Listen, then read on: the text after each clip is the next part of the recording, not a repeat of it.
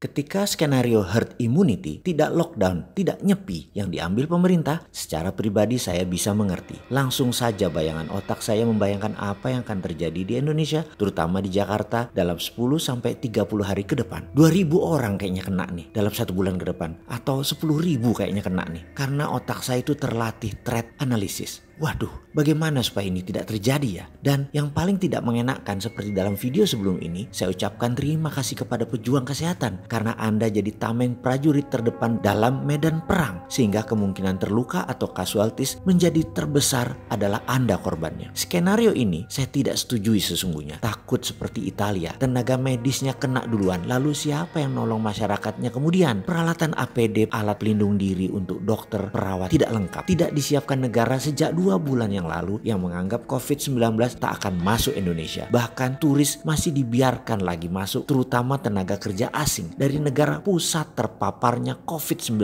ini. Entah cuek pemerintahnya, gak peduli pejabatnya, arogan sok tahu serba bisa pejabatnya, tetap bela mitranya, atau gak nyandak ilmu bela negara pertahanannya. Karena memang gak pada makan sekolahan geostrategi Lemhanas kali ya. Gak tahu juga saya. Pemilihan tidak lockdown sangat dipahami karena alasan ekonomi. Negara tidak punya dana, tidak punya daya, apapun lah boleh disebutkan. Walau sebenarnya ada solusinya, namun punya efek negatif. Bisa tidak populer. Kata tidak populer ternyata saat ini jauh lebih menakutkan dari COVID-19 ya. Oke, gak apa-apa juga. Kita tetap harus menginfokan ke masyarakat apa yang akan terjadi dengan skenario meniru Korea Selatan. Katanya, Korea Selatan dan Jepang kesadaran masyarakatnya tinggi sekali untuk self lockdown, self nyepi. Mereka gak usah dipagari tentara seperti di Wuhan atau di Italia. Kesadarannya tinggi, nyepi sendiri. Korea Selatan dan Jepang itu work from home juga sudah bisa diakses 90% penduduknya. Sementara di Indonesia kalau di lockdown nyepi, pedagang di pasar yang gerah lah, pedagang kaki lima di trotoar yang gak makan mereka. Saat ini pilihan sekali lagi tidak lockdown, tapi efek ekonomi jadi slow downnya panjang sampai akhir tahun belum bisa lihat jelas. Dan ini banyak yang gerah, terutama para pejuang ekonominya. Karena siapa yang bayar gaji karyawan kami? Bagaimana omset bisnis kami? Bagi pengusaha, lockdown Jakarta nyepi 2 minggu di mana bisa dilakukan skenario versi kombinasi ala Saudi dan Korea Selatan. Ini lebih menjanjikan karena corona lebih cepat teratasi. Walau pahit banget 2 minggu ini bagi banyak orang kelas ekonomi C dan D yang merupakan 70% populasi, di sini peran pemerintah turun tangan ya harus. Kenapa? Karena bisa pakai BLT, bantuan tunai itu. Saya pastikan sekali lagi, nggak lebih besar dari masalah jiwasraya. Tapi oke lah, keputusan sudah diambil. Cara sekarang yang dipilih, cara Belanda, herd immunity. Singkatnya, pilihannya herd immunity ini akan memapar 70% sampai 80% penduduk. Sebagian akan imun sendiri, sebagian lagi terpapar hingga 2-3% penduduk secara bergantian dalam 6 bulan ke depan. Jadi sekitar 200 ribuan lah yang kena. Dan korban yang meninggal, walau alam, kita nggak bisa ngitung.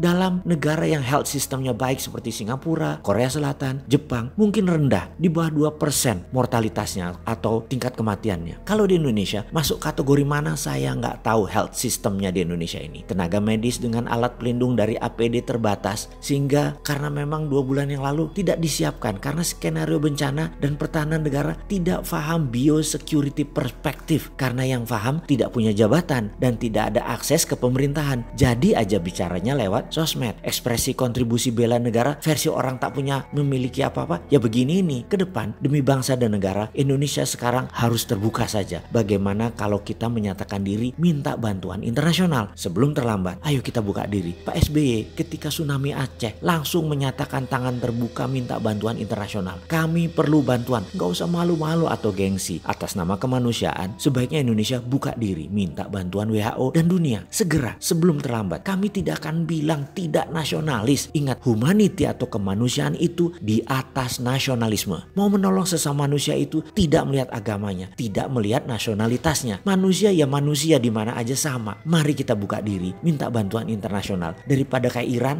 telat,